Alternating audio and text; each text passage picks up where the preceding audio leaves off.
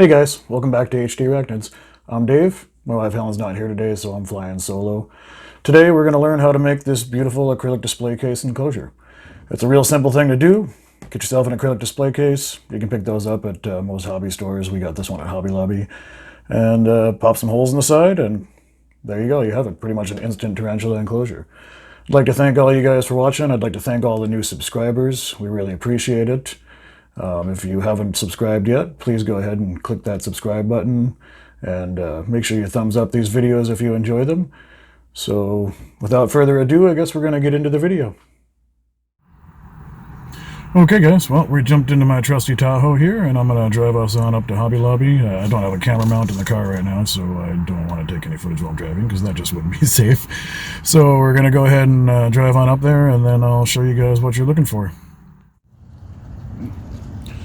Alright guys, well here we are at Hobby Lobby. We're going to make our way inside and I'll show you guys where we're going to get what we need to do this.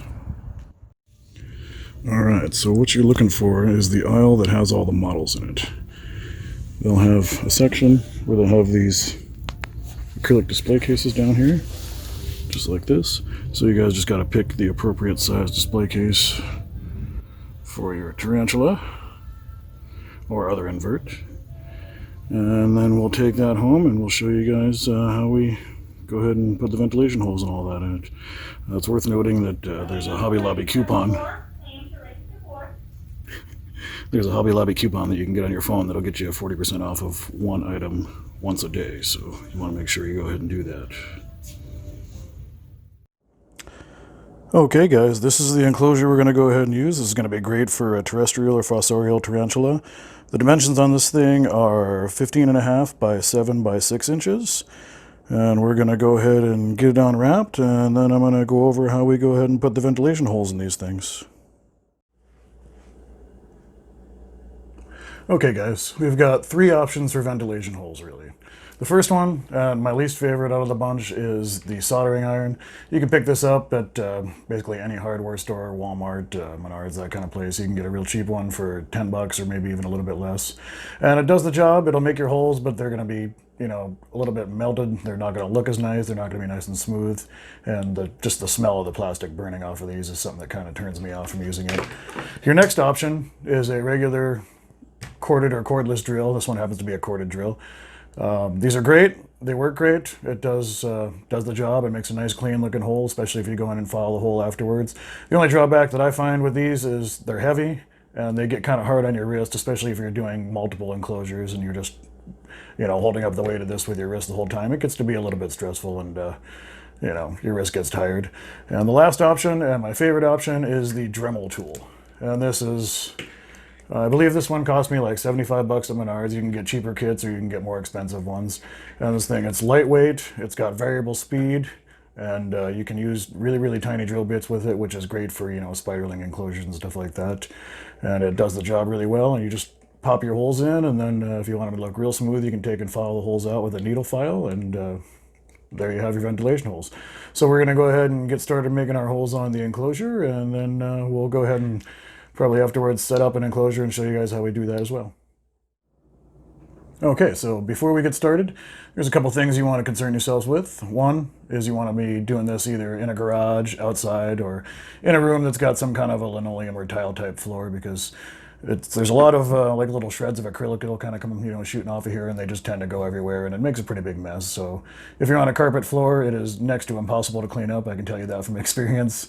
So you want to make sure that you're somewhere cleanup's going to be real easy for you. And then you always want to make sure that you're wearing, you know, safety glasses, something to protect your eyes, because stuff does fly off of there, and, you know, getting a piece of acrylic in your eye would not be a pleasant experience. We're going to go ahead and take these and then get started on making our holes. Right, so we're going to go ahead and drill our holes now. If you really want to be, you know, like completely perfect with your holes, you're going to want to take a ruler or a tape measure beforehand and then just kind of mark off your holes. I do about a ½ inch interval. I don't mark off my holes, I just kind of eyeball it, but I know a lot of people are real perfectionists, so if you want them to look absolutely perfectly lined up, take a ruler, get yourself a dry erase, mark them all off, and then just go ahead and drill where you marked them off. I'll go ahead and get this done. Probably going to be real boring watching me drill this, so I'm going to speed this part up for you guys.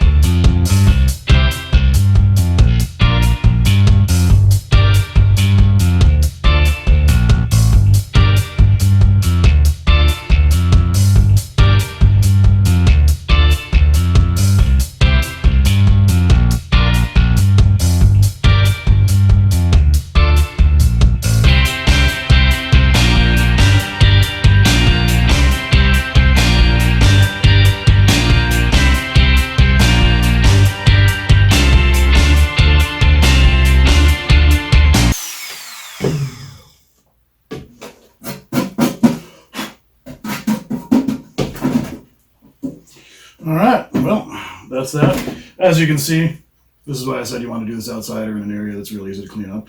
So I'm going to go ahead and get this mess all cleaned up, and then I'll show you guys what the holes look like, and then we'll go ahead and move on to the next part of the video.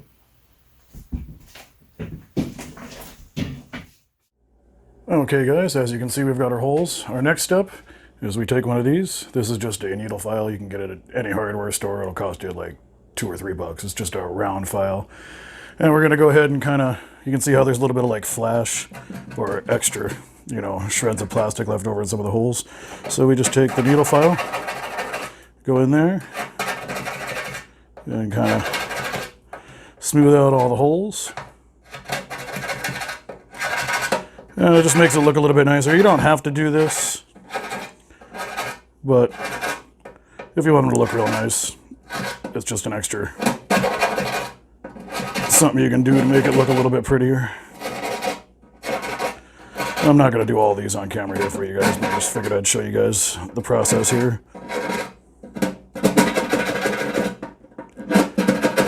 It's real simple.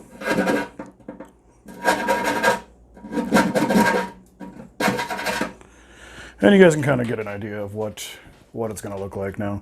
As you can see, my rows aren't 100% straight, but it still looks pretty nice. And like I said, if you want real nice straight rows, go ahead and just take a tape measure or a ruler and mark off your holes. And I always go about a 1/4 inch, or I mean a 1/2 inch apart. And I use the, for the larger enclosures, I use the 1/4 inch drill bit. And on a smaller spider enclosure, you can go all the way down to like 1/64 or something like that. So we're going to move on now to the next part of the video. And then we'll show you guys how we get this enclosure all set up and ready to go for a terrestrial tarantula. Okay folks, so now we've got our enclosure all ready to go. It looks all nice and spiffy, so we're going to go ahead and set this up for a terrestrial tarantula. First, take our substrate. Got our handy dandy substrate bin right here. For those of you interested in learning how to make, or learning how we make our substrate, I'll put a link right up here for you guys. You can check that video out. Now this is going to be set up for a terrestrial, so we're going to fill it up maybe a little bit less than 2/3 full of the substrate.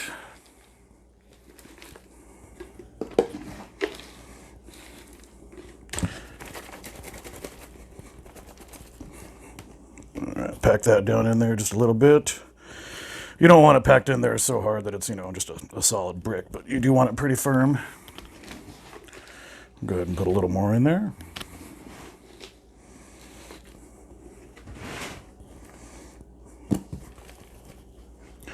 Okay, so now we got our substrate in there. We're going to go ahead and, it's real simple. I like to go for the kind of a natural looking enclosure. I don't normally, myself, I don't like to put a lot of like, you know, fake plastic plants or anything like that in there, but some of the ones that we have are really, really nicely decorated like that. But most of the time I try to go for just the natural look. So we're going to take a couple cork barks and kind of put those in there. Maybe something like this. And then we'll just dig out a little starter burrow.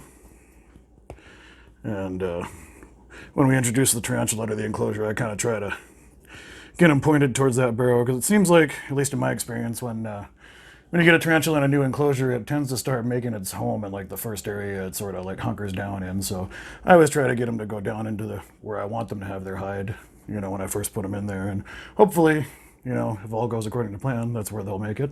But as you guys know, tarantulas, they kind of do what they want and they make the enclosure their own. So sometimes that doesn't happen, but we'll try. So now we got some just natural moss.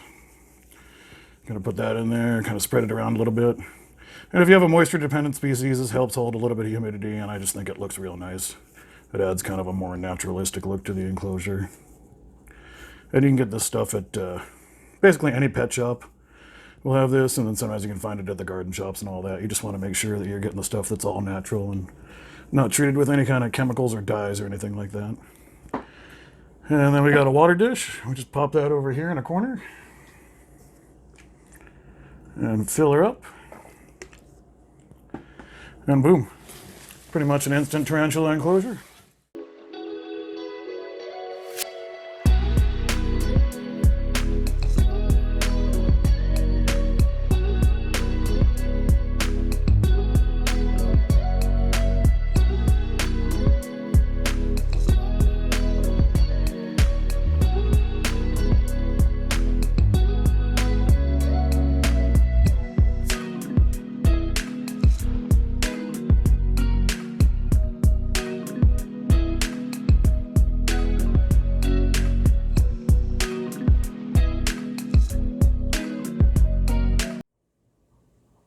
Okay, guys, well, that's our video for this week. I hope you guys enjoyed it. Like I said earlier, subscribe if you're not a subscriber. Thank you for subscribing if you already are. Go ahead and smash that like button. And I hope you guys enjoyed this video. I'm going to link some videos over here that you guys can take a look at. If you want to hit the subscribe button, that's going to be right over here. Thanks for watching. We'll see you guys next week.